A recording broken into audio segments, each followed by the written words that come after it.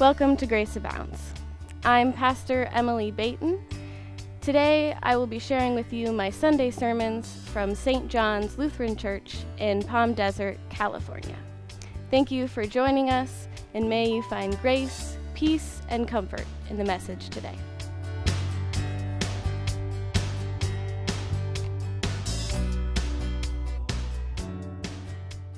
Thomas's steps were heavy that day.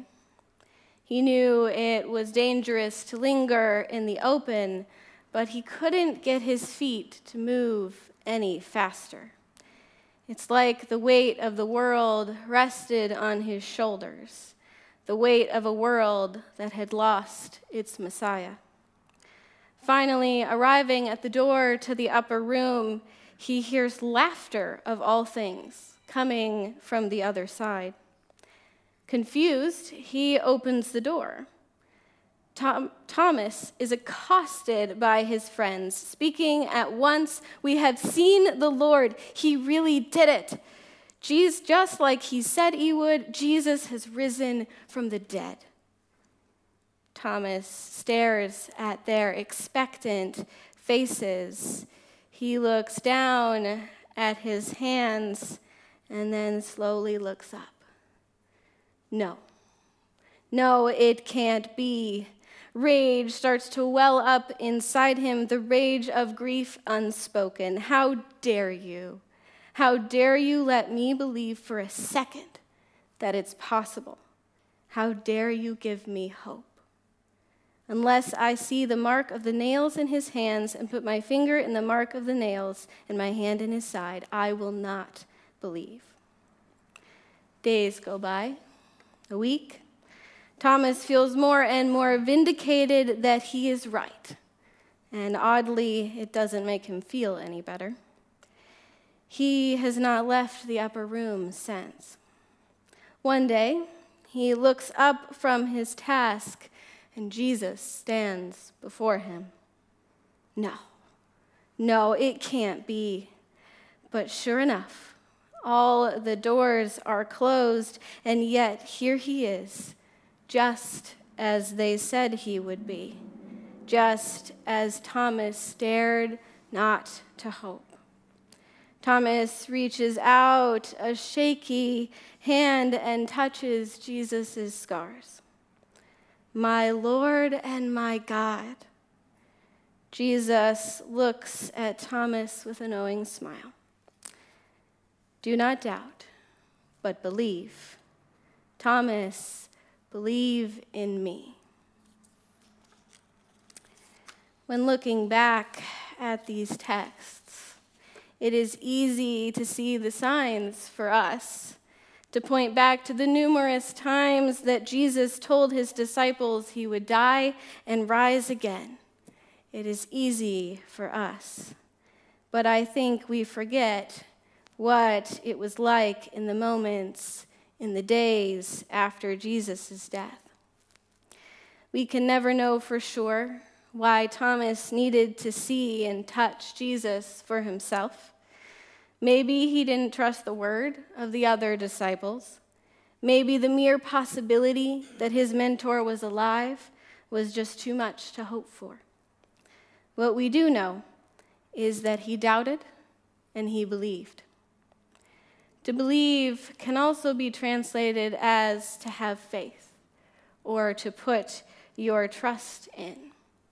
Theologian Richard Rohr, in a book that we're reading for Ruth Circle this time, says faith enlightens the path behind you, but as a rule, in front of you is still dark.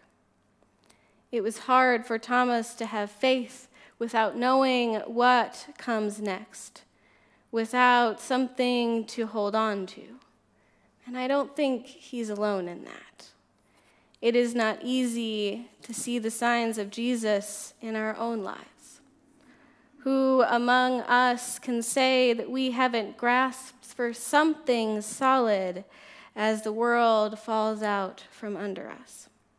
Whether that is a person, an idea, or an object. When I am in my moments of greatest doubt, there is one object that I turn to without fail.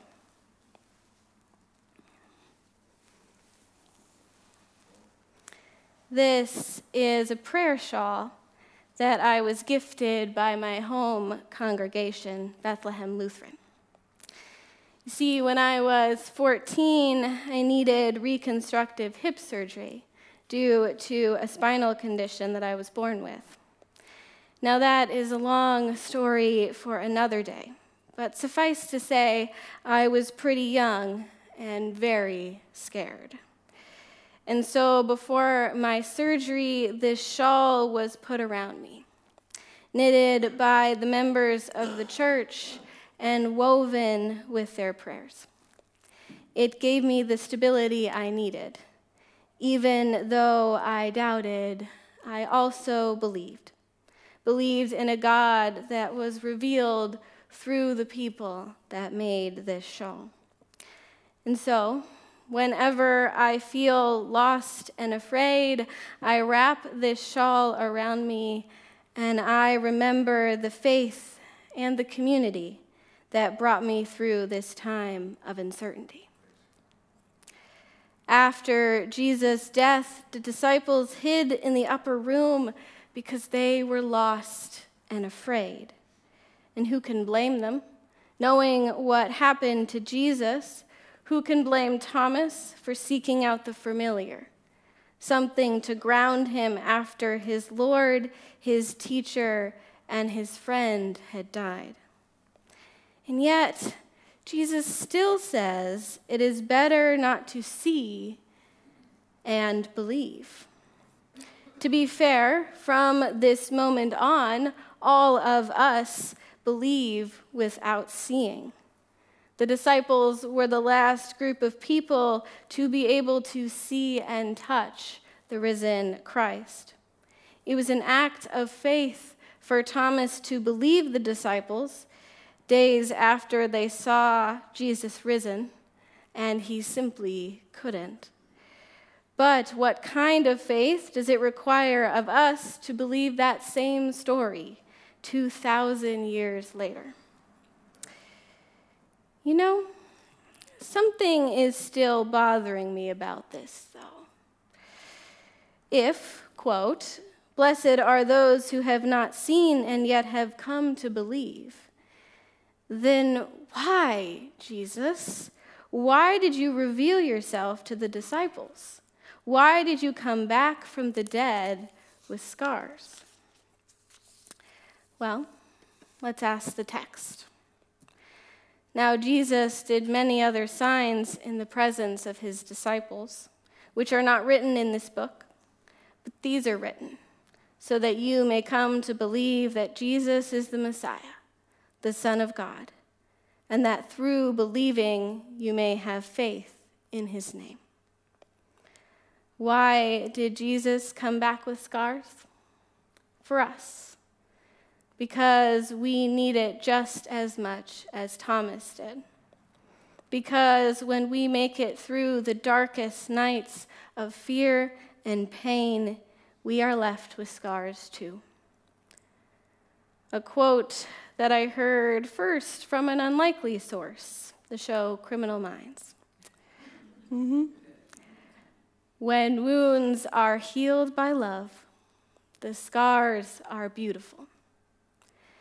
And though we cannot see the holes in Jesus' hands or feel the scar on his side, there are still ways that God's love is revealed to us. Every time we eat of this bread and drink of this cup, we proclaim the Lord's death until he comes. Every time we turn to our neighbor and say, "Peace be with you," we are Christ for them. Every time we feel lost and hopeless, like Thomas, we can remember to doubt and believe. Amen.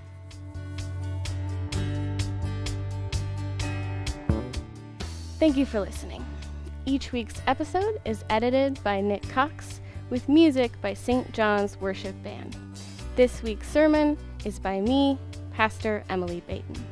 Make sure to subscribe, and if you would like to know more about St. John's mission to know Christ and make Christ known, please visit our website at stjohnslutheran.church. May God be with you this day.